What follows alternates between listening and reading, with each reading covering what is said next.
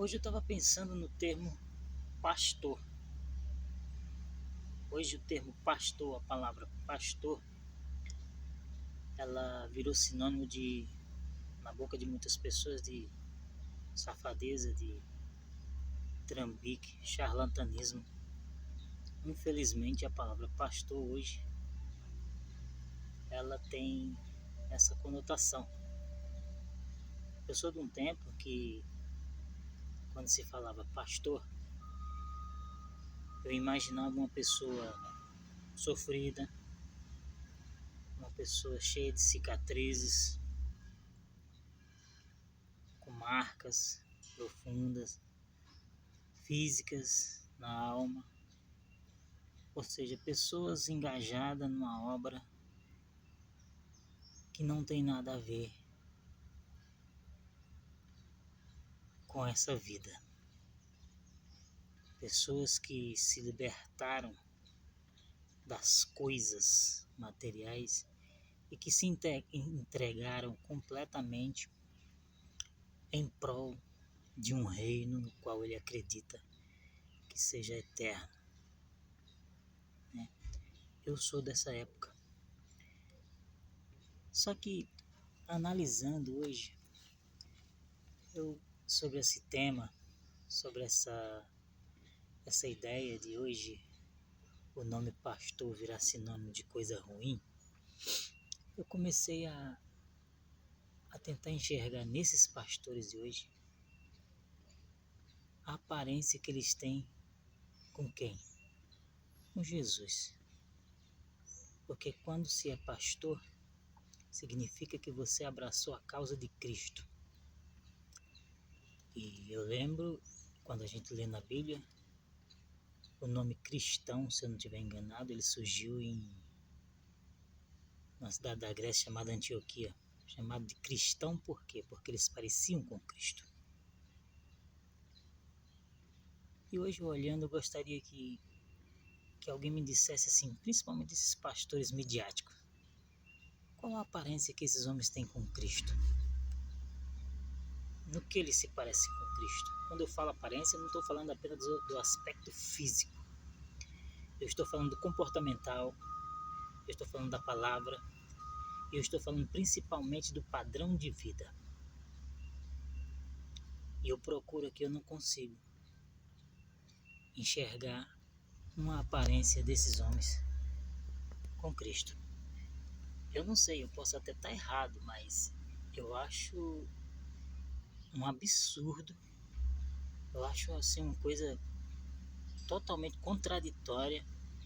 Você vê um pastor, um líder de uma denominação rico, pastores milionários.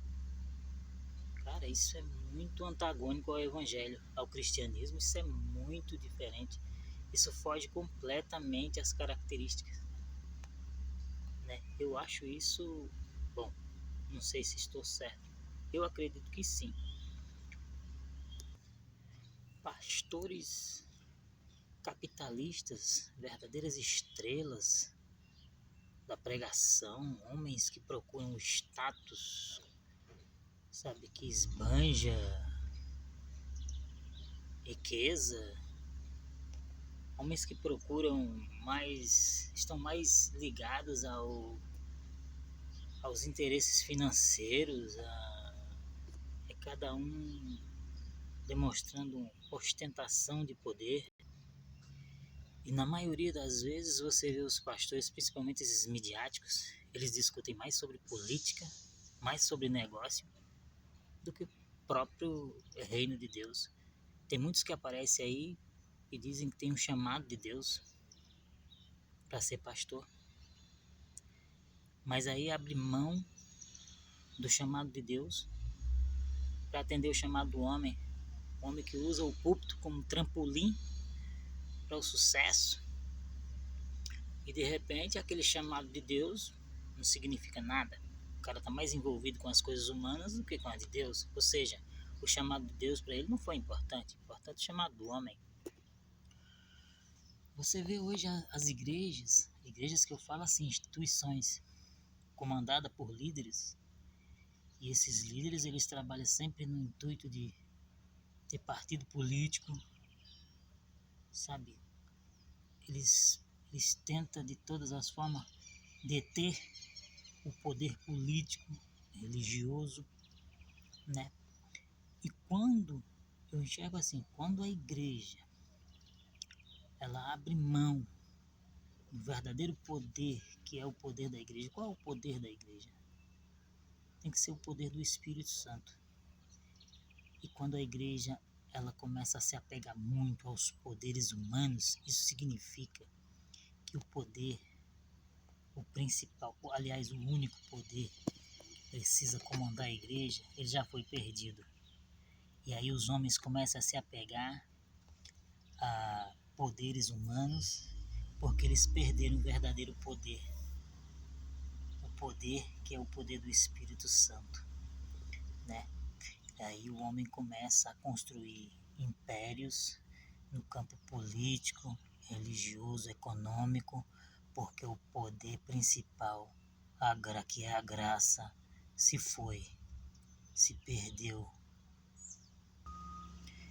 Isso eu estou falando de pastores, mas a igreja ela não é constituída apenas de pastores, a igreja é constituída de membros.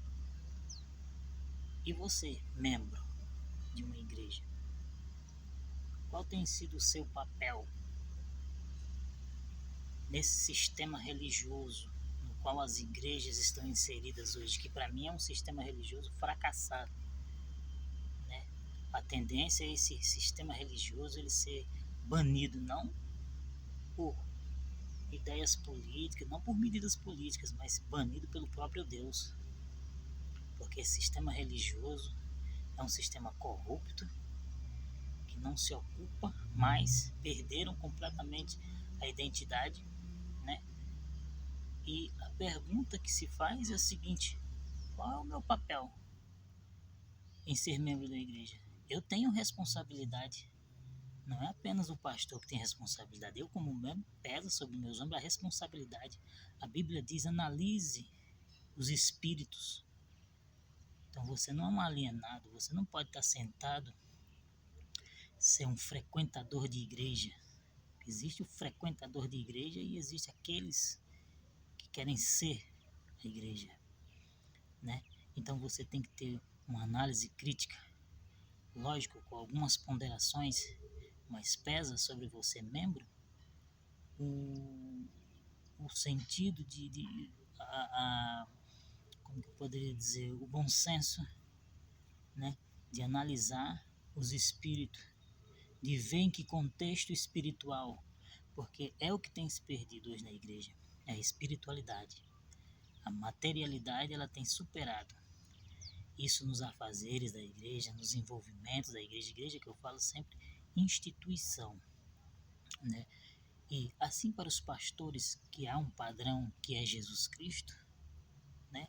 Para a igreja existe um padrão. E qual é o padrão da igreja? Quando a gente fala de igreja triunfante, qual é o padrão que a gente tem que citar aqui? É a igreja primitiva. A igreja mais triunfante que a Bíblia fala e que não houve e não haverá nunca uma igreja mais triunfante do que a igreja primitiva, né? Aí você me pergunta qual era a representatividade política que essa igreja tinha. Qual era? Nenhuma, muito pelo contrário. Essa igreja era massacrada pela política.